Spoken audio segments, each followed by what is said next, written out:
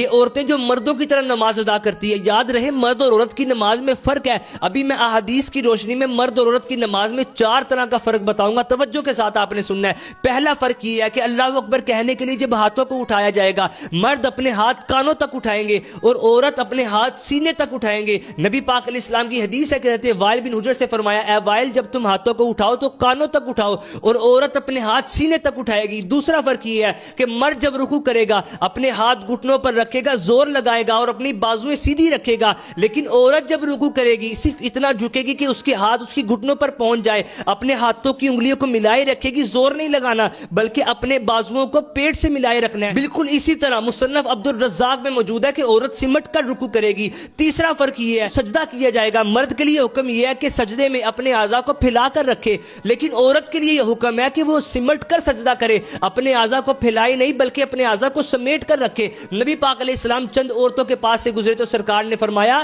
کہ جب تم سجدہ کرو تو اپنے گوشت کا کچھ حصہ زمین سے ملا لیا کرو، کہ عورت کا سجدہ مرد کی طرح نہیں ہے۔ سرکار فرما رہے ہیں کہ عورت کا سجدہ مرد کی طرح نہیں ہے۔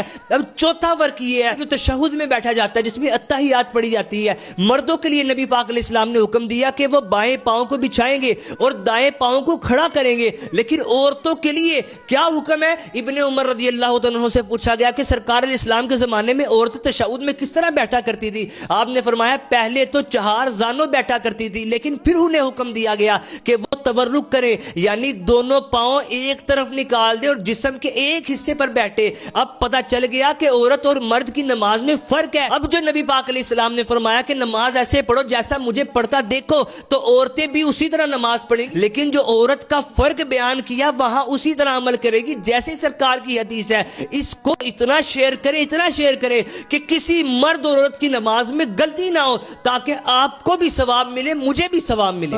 جگہ کے